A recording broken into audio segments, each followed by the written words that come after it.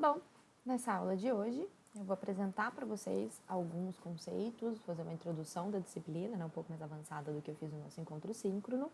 Tá? Vou passar um pouquinho do histórico da evolução dos conhecimentos, tá? Agora que a gente já sabe o que é mineralogia, a gente já viu um pouco da importância dela. Tá? Se você não entendeu do que eu estou falando, volta lá no AVA, assiste a gravação do encontro síncrono. Está marcado lá como aula 0, tá? Esse foi o primeiro módulo da aula. Lá eu expliquei algumas coisas importantes, não só do funcionamento da disciplina, mas também de teoria, tá? Que a gente vai usar aqui na disciplina, então é muito importante que vocês assistam.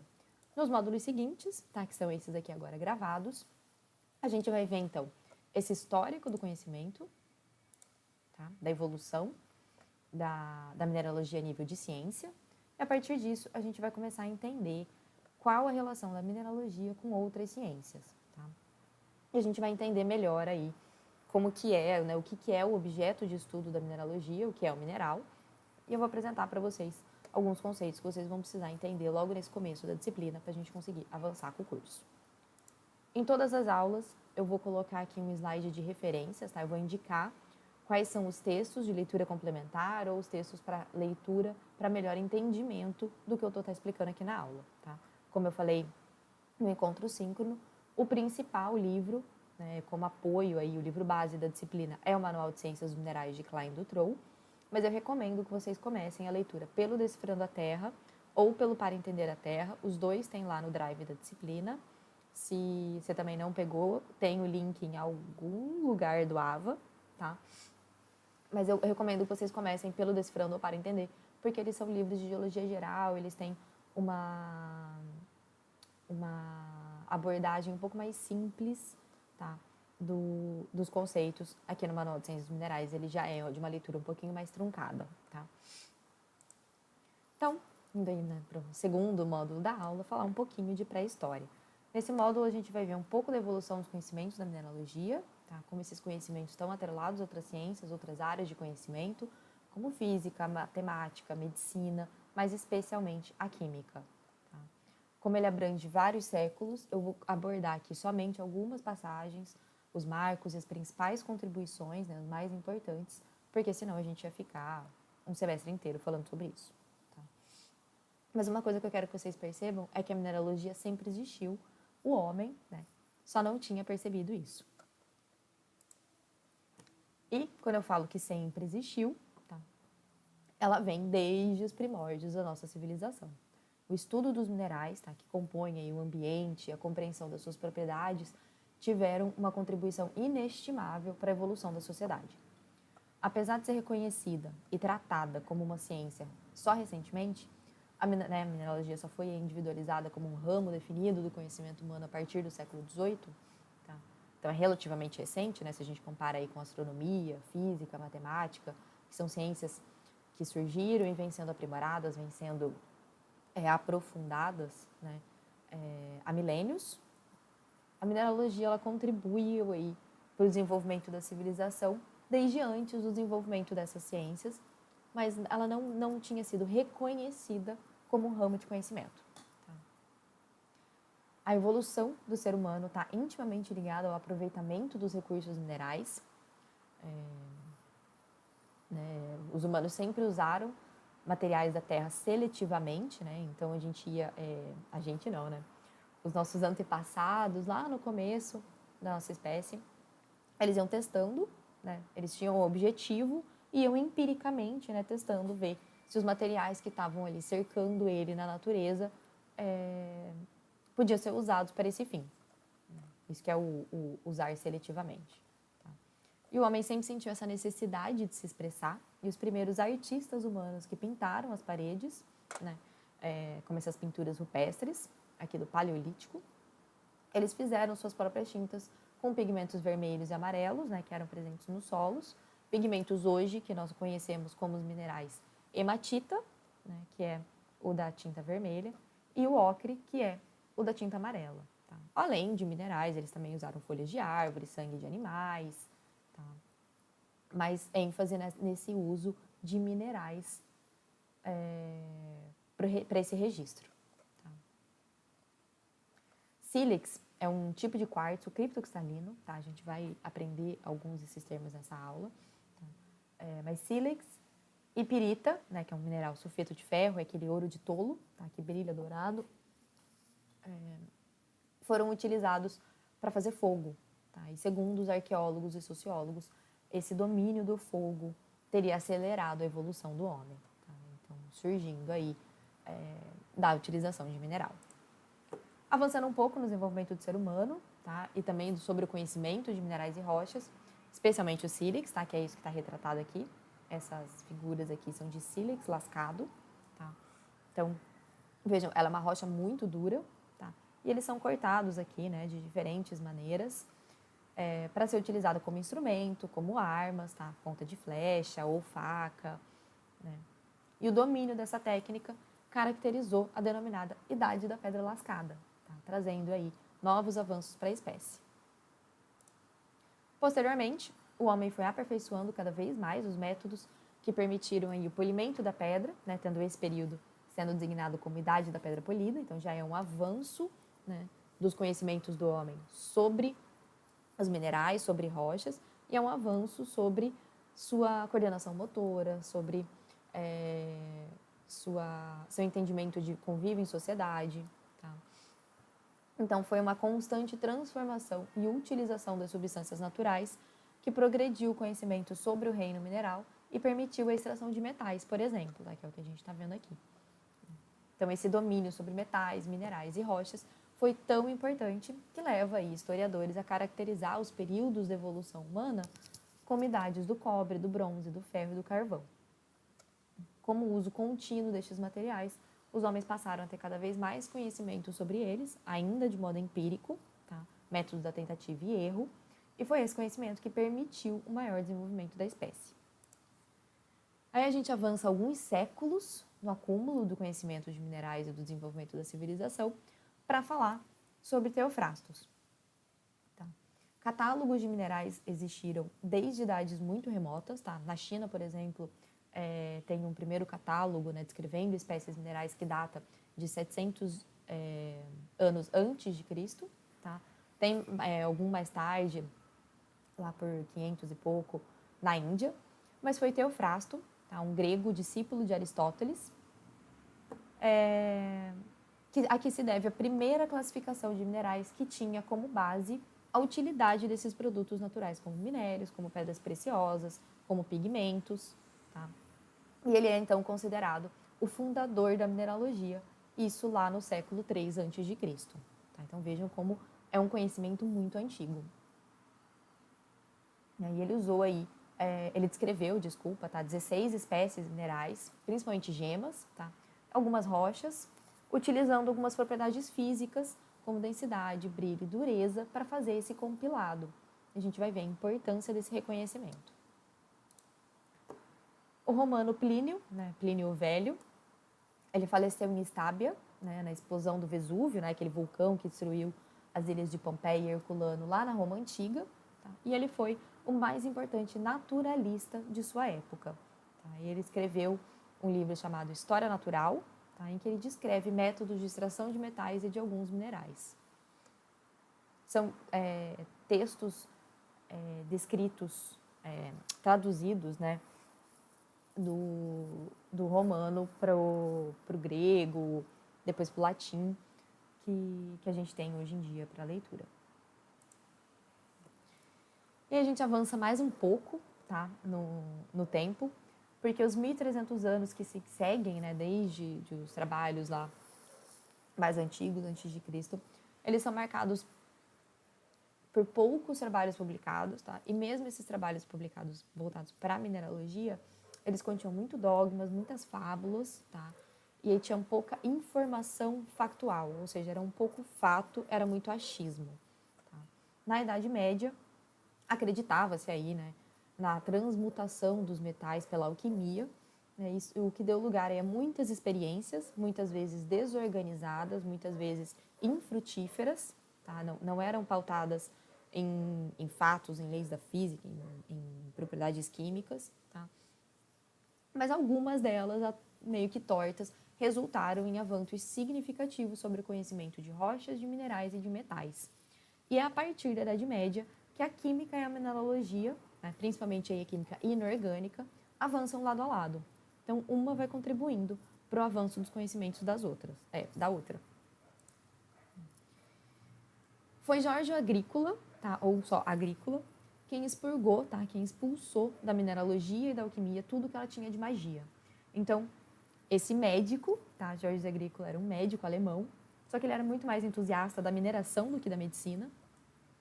E ele foi responsável por 2 marcos na história da mineralogia. E ele é considerado, os 2 livros que ele escreveu, De Natura Fossilium e De Re Metallica, são considerados os primeiros compêndios de mineralogia, mineração e metalurgia, numa época em que a gente já tinha uma prática mineira, né, uma prática de mineração bem avançada.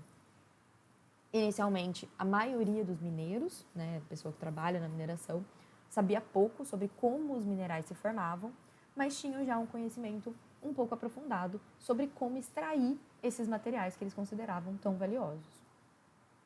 Então, no primeiro livro, De Natura Fossilium, ele representa a primeira tentativa científica de categorizar minerais, rochas e sedimentos, tá?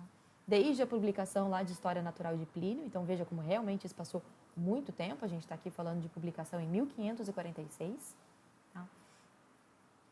E documentou práticas de mineração e descrições minerais no livro De Re Metallica, né, que veio aí 10 anos depois, publicado em 1556. O título se traduz literalmente como Sobre a Natureza dos Fósseis e Sobre a Natureza dos Metais. Tá? Naquela época, metal, né, metálica, era amplamente usado para descrever qualquer material da Terra, não necessariamente elementos metálicos, tá? Ou ligas metálicas. Né? O da Ré metálica, né, que é essa ilustração que eu estou tirando aqui, né, eu retirei dele, tá? Detalha uma abordagem nas práticas da mineração, desde como identificar minerais, né, então saber se aquele mineral que você está vendo tem interesse, qual mineral é, até técnicas do século XVI para triturar minério e o uso de minerais e as doenças que eles podem causar. Tá? Isso inclui aí os primeiros dados descritivos, né, com o uso de propriedades físicas agora para a identificação dos minerais, tais como cor, brilho, transparência, densidade, dureza, fusibilidade, solubilidade, cheiro e sabor. Então, ele fez um compêndio bem amplo, tá? E bem descritivo. Nicolau Steno, um contemporâneo holandês de Isaac Newton, deu uma contribuição muito importante para a mineralogia e para demais estudos cristalográficos, tá? Quando em 1669, ele observou que os ângulos entre as faces, né, então aqui entre os lados de um cristal, né, eu coloquei aqui um cristal de berilo, né, de água marinha, e a gente vê, né, que esse cristal ele é todo facetado. Então ele percebeu que os ângulos entre as faces eram constantes. Ele estudou cristal de quartzo, tá? Eu não achei nenhum cristal bonitinho para mostrar para vocês, eu preferi colocar esse berilo. Tá? Mas o que ele estudou foram cristais de quartzo, e ele percebeu que o ângulo entre faces correspondentes eram constantes, não importando o tamanho dos cristais, ou onde ele tinha se formado, né? Então, um quartzo da Bahia e um quartzo da Holanda, né, aquele holandês, vão apresentar esses mesmos ângulos entre faces, mesmo se eles apresentarem algumas formas diferentes, tá? E tamanhos diferentes. Hoje a gente chama isso de lei dos ângulos interfaciais de Steno, tá? E a gente sabe que isso se refere à aparência externa dos cristais, mas que reflete um arranjo interno regular dos átomos. Tá? Então ele está refletindo uma estrutura cristalina. Os ângulos são constantes entre as faces dos cristais de quartzo ou de qualquer espécie mineral, porque cada cristal é feito dos mesmos átomos. Tá? No caso do quartzo, é um átomo de silício para cada 2 átomos de oxigênio, mas isso ajuda a identificar que deve existir um ordenamento cristalino, né? E isso é chamado de estrutura cristalina. Mais de um século depois dessa lei que Steno propôs, né, essa lei, esse tratado, tá? Foi criado por Caranjot um dispositivo que mede esses ângulos interfaces, e foi só em 1783 que os estudos de Steno foram confirmados e a lei de Steno foi reconhecida. Tá? Então vejam que na ciência algumas coisas demoram muito para serem comprovadas. Ciência é isso. Tá? Ciência é demorada, porque você tem que ter comprovação das coisas. Avançando, Frederick Moss, tá? Também fez outra contribuição importantíssima. Tá? Foi ele que criou uma escala que quantifica a dureza dos minerais. Isso é, ele quantifica relativamente a resistência que o mineral oferece ao ser riscado. Tá? Então, a gente tem aqui, né, a unha, uma moeda e diferentes lâminas de aço. Tá? Quando você passa isso na superfície de um mineral, tá? Isso é chamado de teste de dureza, tá? Você está fazendo um risco na superfície dele. A gente vai falar isso durante o curso, tá? Na próxima aula. Mas isso aqui, essa classificação que ele fez com esses minerais, tá? Do menos resistente, tá? Do mais mole, menos duro, até o mais duro, tá? Tá aqui passando então do talco. Talco é o talco de bebê mesmo, tá? Aquele talco da empresa que eu não vou citar o nome aqui, mas acho que vocês sabem. Talco, gesso, calcita, fluorita, apatita, ortoclásio, quartzo, topázio, coríndon e diamante apresentam um aumento, tá, gradativo aqui de dureza. Então, essa resistência ao risco. Isso ajudou muito na identificação mineral. No início do século XVIII, James Dana, tá, também foi um importante mineralogista, que criou a classificação mineral mais efetiva que segue sendo utilizada até hoje. Ele já tinha o conhecimento de que o mineral apresentava uma repetição de seus componentes, tá? Lembrem lá, a lei de Steno já era válida, né? Já se tinha um conhecimento sobre a química mineral, tá? Então, ânion e cátion que estavam ali presentes. E o que ele percebeu, que quando os minerais são agrupados, são classificados com base no ânion que os constituem, esses minerais apresentam muitas propriedades físicas semelhantes, mais propriedades físicas semelhantes do que quando eles são classificados de acordo com o cátion. Tá? Mais semelhanças do que diferenças. Tá? E isso ajudou muito para a classificação de minerais. Ele também contribuiu muito para a questão de cristalografia, tá? Para a classificação de estrutura cristalina. Mas foi o Max von Laue e o pai e filho, William Bragg e Lawrence Bragg, no começo do século XIX, que começaram a modernização da mineralogia. Tá? Eles desenvolveram teorias sobre essa ordem, sobre essa simetria interna dos cristais, que foram constituir a fundação dos trabalhos por cristalografia por raio-x. Tá? Em 1914, eles fizeram as primeiras determinações da estrutura cristalina usando essa técnica, né, de difração de raio-x. E a partir daí, o desenvolvimento contínuo de novas tecnologias, como microsonda eletrônica de transmissão de alta resolução, tá?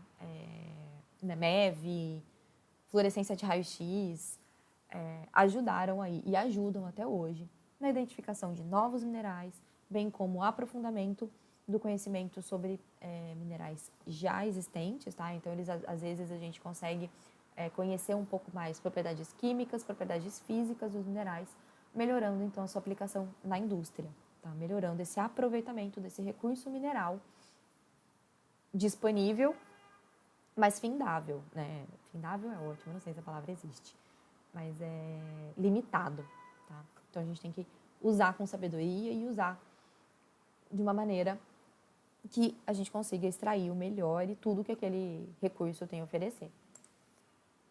Atualmente, são reconhecidos pela International Mineralogical Association, tá? Através da Comissão de Classificação e Nomenclatura de Minerais, tá? Essa CNMNC, New Minerals Nomenclature and Classification, tá? É uma entidade internacional. São reconhecidos, então, ela reconhece aí mais de 4.529 minerais. Tá? Eu olhei esse número, confesso que ano passado, tá? Esse número já deve ter mudado, porque eu lembro que tinha mais de 1.000 e poucos minerais para serem analisados, classificados por eles, tá? E reconhecidos. Então, a gente já deve ter passado aí dos 5.000 minerais, fácil. Não achem que eu vou querer que vocês saibam 4.529 minerais ao fim dessa disciplina, tá? Isso é humanamente impossível, eu não conheço uma pessoa que faça isso.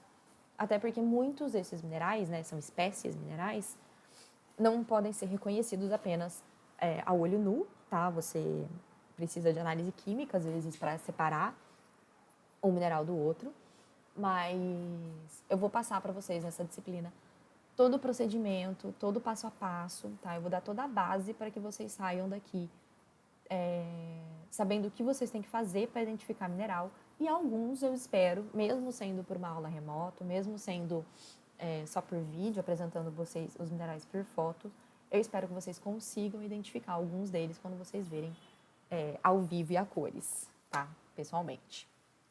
Então, os minerais... Não, voltando aqui, né? os minerais têm uma importância muito significativa para a humanidade, né? Encerrando esse módulo. Países travaram guerras, empresas comerciais lutaram por depósitos de sal, né, que é um mineral chamado de halita. Tá? Né, nem lembra, né, na história do descobrimento do Brasil, né, eles acabaram aqui, alguns dizem que por querer, outros dizem que não, mas eles estavam indo buscar especiarias nas Índias Orientais. Uma dessas especiarias era sal, tá? E era caríssimo. Hoje, a gente constrói nessas casas de cimento, de tijolos, tá? Que são feitos de argila minerais, areia, que é uma fração de mineral de tamanho diminuto, tá? Geralmente areia quartzosa, tá? É quartzo. Aqueles grãozinhos de areia de praia, aqui no nosso litoral, são sempre quartzo. Tá? Mas tem praia que é de carbonato, tem praia que é de mineral pesado, aquela areia escura, tá? A gente extrai alumínio do mineral bauxita para fazer folha de alumínio, lata de refrigerante. Então, a gente percebe aí que o reino mineral é a nossa principal fonte de matéria-prima em praticamente todos os setores produtivos. Por isso a importância dessa disciplina, por isso que essa disciplina está na grade curricular da Química.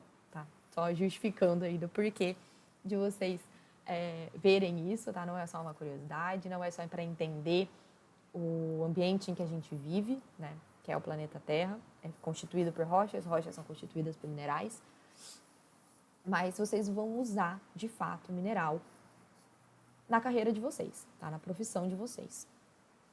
Talvez não diretamente, mas indiretamente, mas bom. Calcula-se aí que a partir de 1900, tá? Então um pouquinho antes aí da Primeira Guerra, na iminência da Primeira Guerra Mundial, tá? Teriam sido extraídos da Terra mais minerais do que em todo o período anterior da história da humanidade. Então, pegando desde lá do Paleolítico, tá, até hoje, nos pouco mais de 100 anos, aí 120 anos, na verdade, né, já estamos em 2021, a gente extraiu, a gente não, né, como humanidade, né, a gente extraiu mais materiais do que nos mais de 11 mil anos que o precederam, tá? Então, em 120 anos, a gente extraiu mais coisa da Terra do que nos 11 mil anos anteriores a ele. Isso é muita coisa. E por que eu citei as eminências da Primeira Guerra Mundial? Porque alguns historiadores, alguns pesquisadores atribuem, tá? Eles atrelam as duas últimas grandes guerras, né? As últimas guerras mundiais, a primeira e a segunda, a aceleração dessa necessidade de extração de minerais, principalmente como fonte de matéria-prima essencial, tanto para a indústria bélica, quanto pelo impulso de desenvolvimento de tecnologia que elas trouxeram. Então, a gente tem o rádio, a gente tem o micro-ondas, a gente tem um monte de tecnologia que foram desenvolvidas nesse período de guerra, que a gente acaba incorporando no nosso dia a dia, né, que foram avanços tecnológicos que trouxeram benefícios para a humanidade, apesar do horror da guerra. Tá? E muitas vezes eles trouxeram, né, essas novas tecnologias, trouxeram descobertas de novas aplicações industriais para minerais já conhecidos, tá? Antigamente supostos de menor interesse, ou então trouxeram a descoberta de novos minerais. Então, aqui eu trago uma representação do Instituto Geológico lá do estado de São Paulo, tá? Os minerais em sua casa, para a gente perceber, tá? Como tudo que nos cerca, tudo, onde a gente olha aqui, a gente consegue enxergar, direta ou indiretamente, o uso de um mineral. A louça do banheiro tem argila, que é argila mineral, tá? Eles geralmente abreviam argila, porque argila é fração. Argila, silt, areia, bloco, matacão, clasto, são termos que designam tamanho, tá? Que é granulometria, granulação, tá? Então, argila é menor que areia, areia é menor do que bloco, bloco menor que matacão, tá? Então, quando a gente fala de argila, a gente está falando de coisas muito, muito finas. Existe um grupo de minerais que são chamados argilominerais, porque geralmente eles ocorrem nessa fração de tamanho argila. Tá? Então, quando vocês lerem argila, geralmente está falando de argilominerais. Tá? Então, argila, caulim, na fiação, né, vai plástico, derivado de petróleo, né, derivado de um recurso mineral, alumínio e cobre extraídos de minerais, tá? Extraído da bauxita, extraído da calcopirita, piso, cimento, brita, areia. Brita também é uma classificação de tamanho de granulometria de rocha daí, tá? Brita é rocha britada, quebrada. Tá?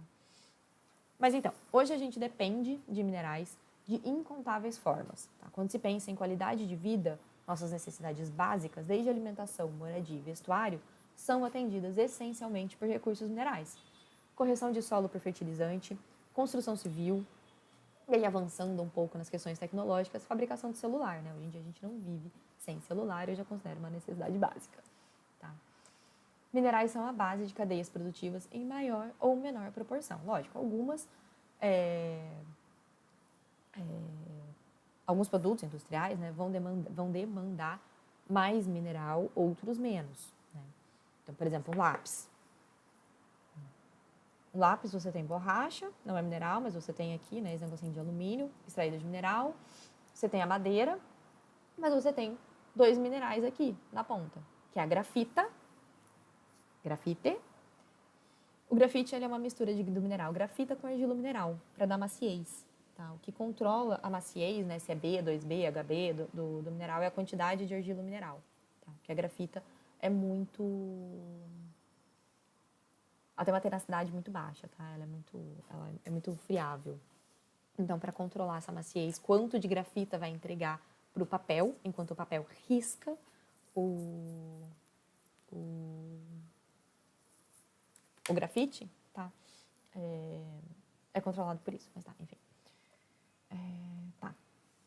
O que eu tava falando era que aqui tem pouco mineral envolvido, mas quando a gente começa a ir para coisas um pouco mais complexas, como um computador, um celular, a gente já começa a ter um envolvimento, vidro, tá?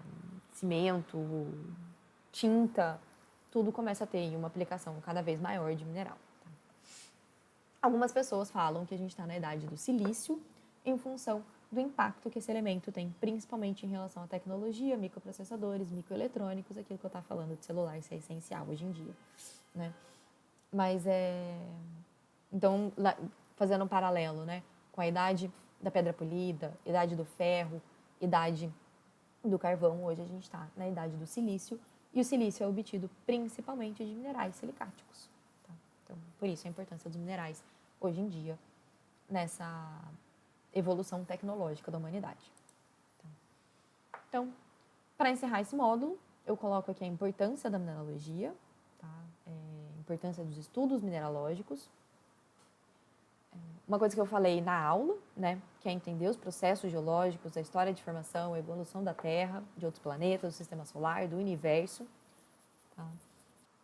A segunda importância, como suporte para o desenvolvimento da civilização humana. Tá? Então, conhecendo mais sobre mineral, a gente consegue evoluir como sociedade, como civilização. Né? A gente saiu lá dos homens da caverna incorporando esses materiais no nosso dia a dia. Tá? E aí também os estudos da mineralogia, né, melhoram o uso e a aplicação desses recursos, tá?